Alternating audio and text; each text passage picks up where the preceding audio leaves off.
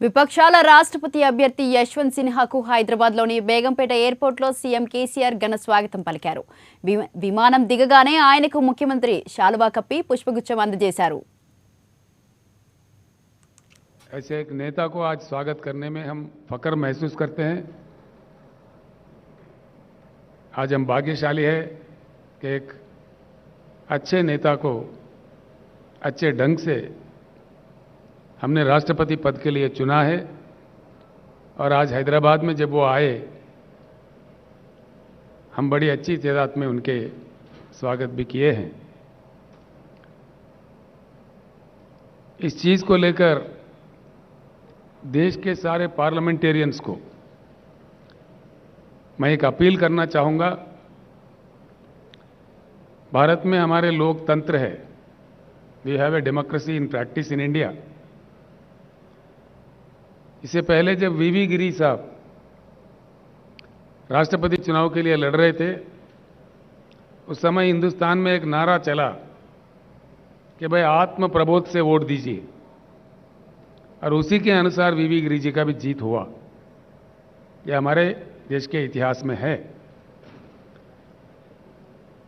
आज मैं सारे भारत के पार्लियामेंटेरियंस को, जितने भी पार्लियामेंट मेंबर्स हैं, विधायक हैं, जो भी इस चुनाव के लिए, राष्ट्रपति चुनाव के लिए वोट देने के लायक है, उन सारे भाइयों से बहनों से मैं अपील करता हूं, तुलना करके देखिए दोनों कैंडिडेट के बीच में, और आपके आत्मा के अनुसार, आत्मा प्रबोध के अनुसार यशवंत सिन्हा जी का तायीद कीजिए।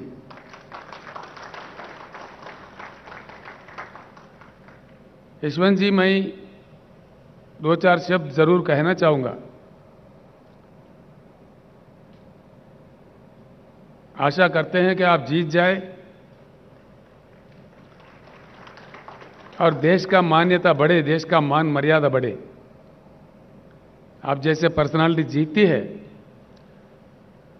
व्यक्तिगत तौर पर आपका तो पर्सनालिटी बढ़ेगा ही, लेकिन देश का मान मर्यादा और बढ़ेगा। लेकिन क्या हो रहा है इस देश में? आज जो कुछ भी हो रहा है गलत हो रहा है, जो कुछ भी किया जा रहा है गलत किया जा रहा है। ऐसे स्थिति में देश को खामोश नहीं रहना चाहिए, आवाज उठाना चाहिए, सबको एकत्रित होना चाहिए और एक परिवर्तन ऐसा वैसा नहीं, एक उच्च गुणवत्ता वाली परिवर्तन। We need to bring in a qualitative change in Indian politics. It's the requirement of the nation today. आज के हमारे जो प्रधानमंत्री है वो आज हैदराबाद आने वाले हैं, 2 दिन के लिए यहां रहने वाले हैं।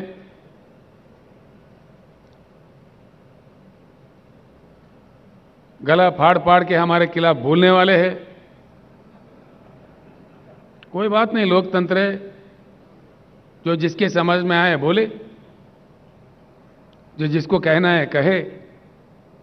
यही हमारा लोकतंत्र का मान्यता है। हम इतना ही कहना चाहेंगे, माननीय प्रधानमंत्री जी, जिस प्रकार से आप विपक्षी दलों के नेताओं पे गला फाड़ फाड़ के गलत आरोप लगाते हैं, उसी प्रकार से जो संबोधित करने वाले हैदराबाद सभा को, उसमें हमारे प्रश्नों का उत्तर दीजिए। ये मांग आज आपसे देश कर रहा है। प्रधानमंत्री जी, जब आप पहली बार चुने गए थे, जनता के साथ कई आश्वासन दिए थे, कई प्रॉमिसेस किए थे। एक भी, कम से कम एक भी आपका किया हुआ वादा पूरा हुआ क्या? हम जानना चाहेंगे। तो किया है तो किस वादा आपने पूरा किया? एक भी, कम से कम एक भी, टार्च लाइट डाल के भी ढूंढो तो नहीं मिलेगा। ये मैं ही नहीं, सारे देश कह रहा है।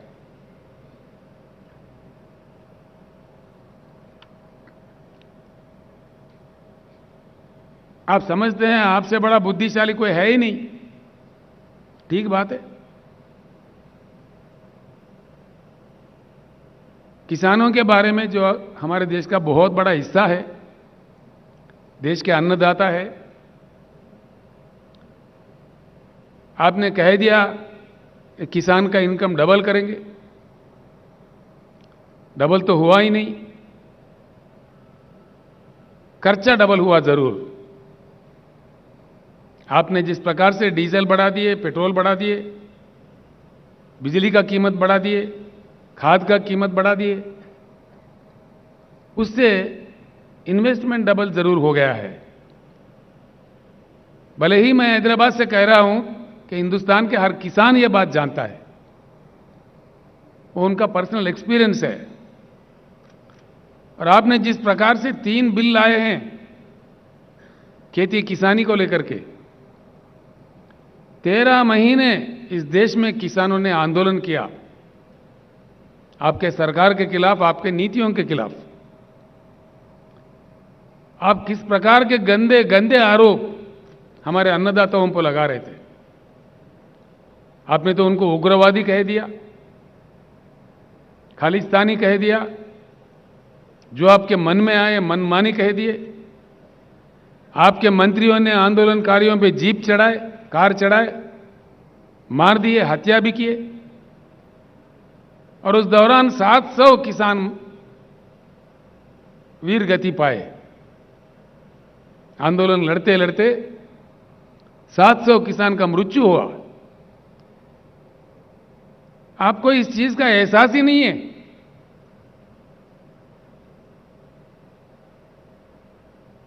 कोई दया नहीं है। क्या ये सच नहीं कि 700 किसान मारे गए? यहां से मैंने ऐलान किया था, यशवंत जी,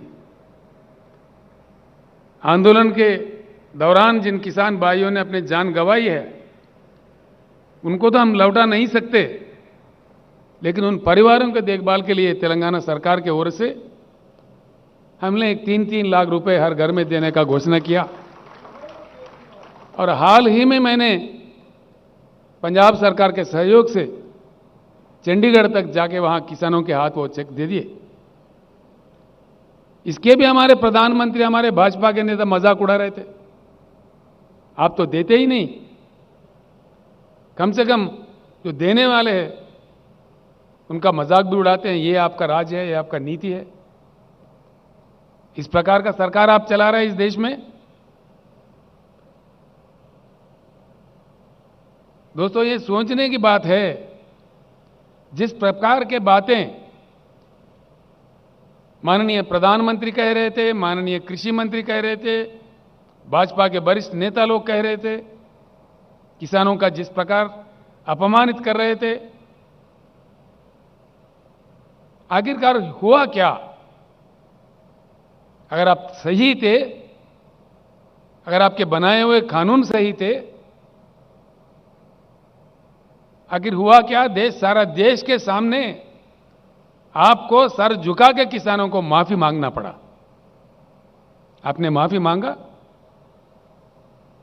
ये तो प्रधानमंत्री का आदत है। चुनाव के वक्त है मीठी मीठी बातें, चुनाव गुजर गया तो झूठी झूठी बातें। ये देश देख रहा है, देश महसूस कर रहा है।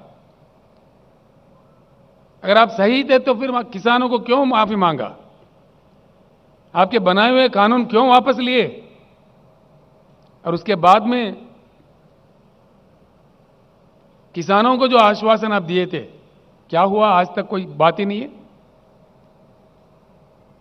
किसान आपको कोई सोना हीरा थोड़ी मांग रहा है। किसान, देश के किसान, किसान अपने उगाए हुए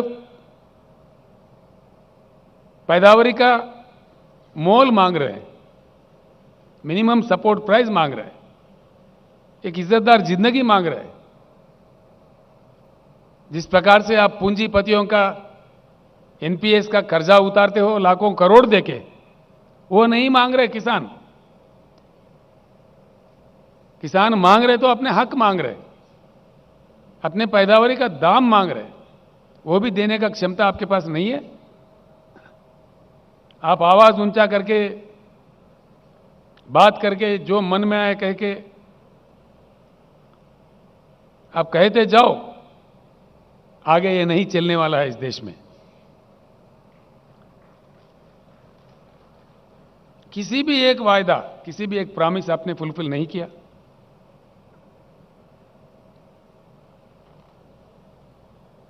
आप जो अपने आप का तारीफ करते हो, हर चीज में देश का मान मर्यादा खत्म होते जा रहा है। आपका तानाशाही दिन ब दिन बढ़ते जा रहा है, जो देश के लिए खतरा है। मैं इसीलिए सबसे हमेशा कहते आ रहा हूं और आगे कहेंगे भी कि राजनीतिक परिवर्तन से इस देश में कुछ बदलने वाला नहीं है, कुछ बदलाव होने वाला भी नहीं है। राजनीतिक परिवर्तन होगा, जरूर होगा, कोई परमानेंट नहीं है। मोदी जी से पहले भी कई प्रधानमंत्री बने। तो जनता जिसको मौका देता है सेवा करने का, करके अपने रोल निभा के चले जाते हैं। मोदी जी मुझे लगता है कि एक भ्रम में है कि हम ही परमानेंट है। कोई परमानेंट नहीं है, ये अननेचुरल है। इस देश में लोकतंत्र है, इसलिए परिवर्तन कभी भी संभव है, असंभव नहीं है। क्या चला रहे हैं आप? देश में क्या हो रहा है? किस प्रकार का नीतियां अपनाया जा रहा है?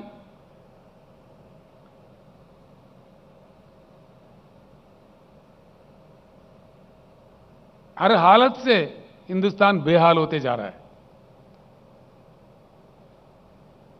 किसान परेशान, बेरोजगार नौजवान परेशान, उद्योगपति परेशान, इन्फ्लेशन बढ़ रहा है, प्राइस राइज हो रहा है एसेंशियल कमोडिटीज का।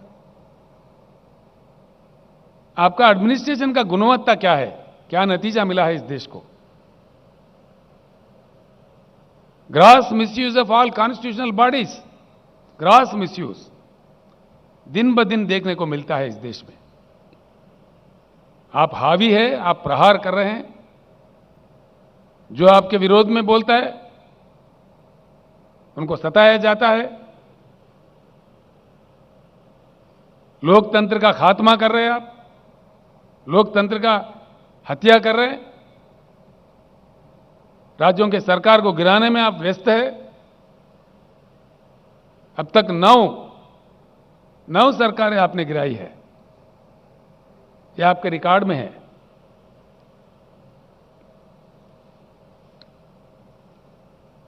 इसका नतीजा क्या हो रहा है? किसी भी तरफ देखो बेहाल हिंदुस्तान। किसान परेशान, जवान परेशान, नौजवान बेरोजगार परेशान, उद्योगपति परेशान। कौन खुश है आपके सरकार से? सिवाय आपके भाषणबाजी के, सिवाय आपके झूठे प्रचार के, आपके अखबारी विज्ञापन से कौन खुश है? हकीकत जानने की कोशिश कीजिए। मैं आपसे मांग करता हूं, माननीय प्रधानमंत्री जी, भाइयों, मैं आपको एक बात जरूर बताना चाहूंगा। नरेंद्र मोदी जी 15वां प्रधानमंत्री है इस देश का। He is the 15th prime minister of India. इनसे पहले 14 प्रधानमंत्री और बने थे। किसी के कालखंड में भी, किसी के भी कालखंड में देश का मान मर्यादा इतना नहीं गिरा जितना आपके कालखंड में गिर रहा है।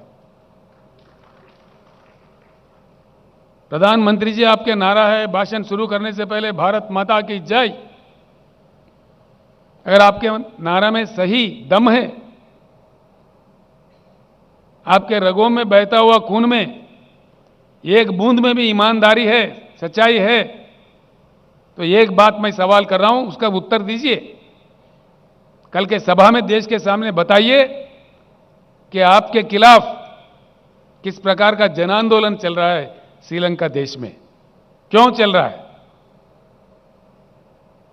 आपने श्रीलंका जाके प्रधानमंत्री का रोल नहीं निभाया, बल्कि एक छोटा सा व्यापारी का सेल्समैन बन गए थे आप, देश का अपमान किए। नतीजा, श्रीलंका का जनता टूट पड़ी है श्रीलंका के रोडों पे। यह शोभा देता है हमारे देश को। अंतर्राष्ट्रीय स्तर पर देश को सर झुकाना पड़ रहा है आपके कारनामों की वजह से। क्या यह सच नहीं है? आपके मंत्री लोग, आपके प्रवक्ता लोग, आप खुद भी गला फाड़ फाड़ के बड़े ऊंचे आवाज में बोलते हो, क्यों चुप्पी साधे हुए है श्रीलंका के मामले में? कोई सरकारी प्रवक्ता अपना मुंह क्यों नहीं खोल रहा है? और आप अपने आप में खुद में क्यों नहीं बोल रहे इस बात में? क्यों चुप्पी साधे हुए हो? क्या वजह है इसके? और इससे बड़ी चीज क्या हो सकता है? श्रीलंका पार्लियामेंट कमेटी के सामने श्रीलंका इलेक्ट्रिसिटी बोर्ड के चेयरमैन बयान दिया दुनिया के सामने खुलेआम कि भारत के प्रधानमंत्री के दबाव के कारण हमने ये कॉन्ट्रैक्ट किसी हिंदुस्तानी व्यापारी को दिया। ये क्या देश का इज्जत बढ़ाएगा? किसी भी आपसे पहले आए हुए बने हुए किसी भी प्रधानमंत्री जी के कालखंड में ऐसे आरोप भारत पे नहीं लगे।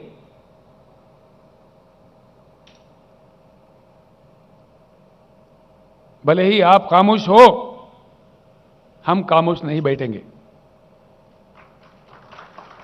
हम जरूर लड़ते रहेंगे।